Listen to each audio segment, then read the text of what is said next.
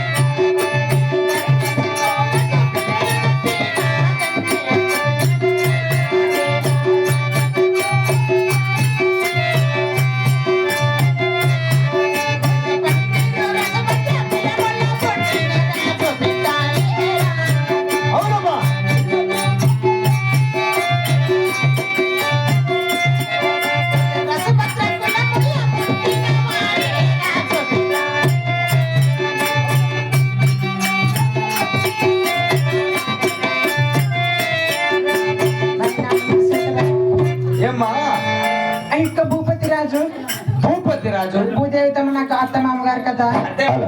భూదేవమ్మ అత్త మామలు ఇద్దరును. అవునైనా సరేనమ్మా. అయితే భూదేవి తమ గర్భమున ఇరు చక్కగా రాజు బిడ్డలు పుట్టినారు కదా నాయనా. ఇద్దరు పుట్టినారా? రాజు బిడ్డలు నాయనా. పుట్ల పుట్టలేదమ్మా. మా అత్తగారి గర్భమున బాబు. మీ అత్తగారి గర్భముల భూదేవి తమ గర్భమున కదా. ఎవరెవరమ్మా రాజులు?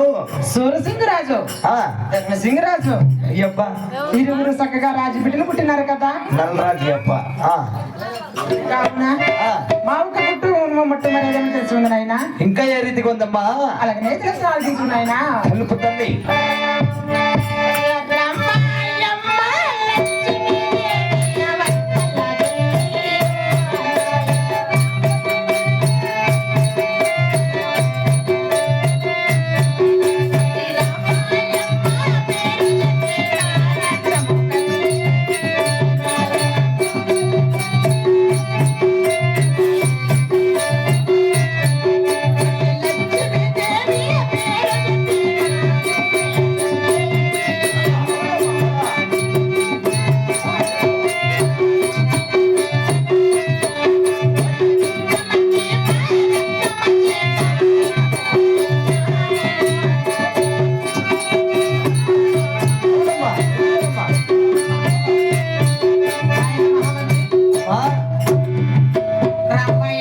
రాంబాయమ్మ. లక్ష్మీదేవి. ఆయన లక్ష్మీదేవమ్మ.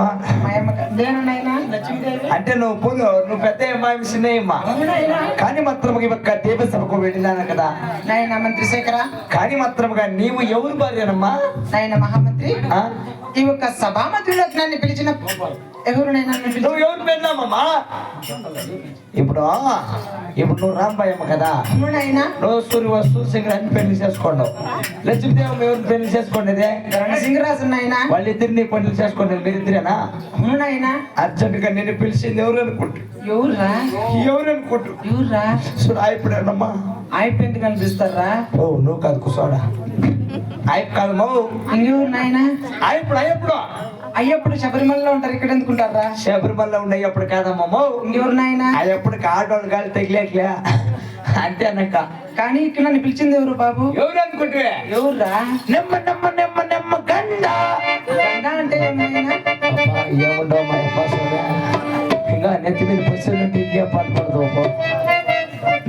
అట్లా ఆయమ్మ ఇట్లా గోన్పల్ల పూలు ఏం బాగుందా సవాస్ మరి ఎవరికి చెప్పేది మన ఇద్దరులోనే ఉన్న గుట్టు గండ అంటే ఏంట్రా?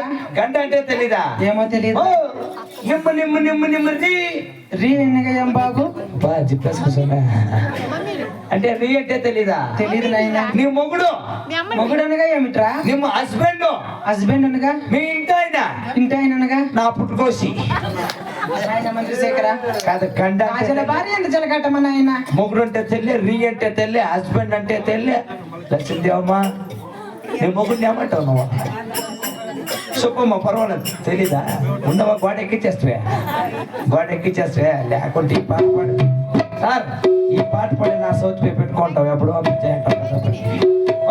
నాయనా ఇప్పుడు అవును కదరా నువ్వు బొట్టు కట్టింటారు కదా అవును కానీ నీకు పెళ్ళలేదు కదా మా ఆయన ఏమంటావు కదా నువ్వు అంతేనండి అర్జెంట్ గా ఎప్పుడు పిలుస్తాడు నాయన మంత్రిశేఖర నీ మొగుడు నా ప్రాణేశ్వరుడు నన్ను పిలిచినాడా ఎప్పుడు అర్జెంట్ గా పిసికిందమ్మా నాయన నన్ను పిలిచినాడు అన్నమాట కదా యాడున్నాడు అనుకుంటే ఎక్కడున్నారా అందరికి మధ్యలోనే ఉన్నాడమ్మా మధ్యలో అయ్యారా యాడనుకుంటే యాడైనా చూడదా ఆడ ఆయన నా భర్త అలాగెందుకుంటారా ఎట్లా ఎంత బాగా చూస్తా ఉన్నాడు చూడ మంత్రిశేఖర బ్యాటరీ స్విచ్ ఆఫ్ అయిపోయి దేవుడు ఆని కూర్చున్నాడు ఆయన నా భర్తనగా అద్దాల మెడలో ఉన్నాడమ్మా ఎంత బలం కలిగిన వాడు ఘోరమేశం కలిగిన వాడు కదా అంతా సింహాల కూర మేసమే పద కాటికల మేసం నాయన పదమా ఎప్పుడు పిలుస్తాడు అలాగే నా ప్రాణేశ్వర ఎందుములు అలాగే పదమా ఆ యొక్క శంకర పర్ణం ఎటుకపోయి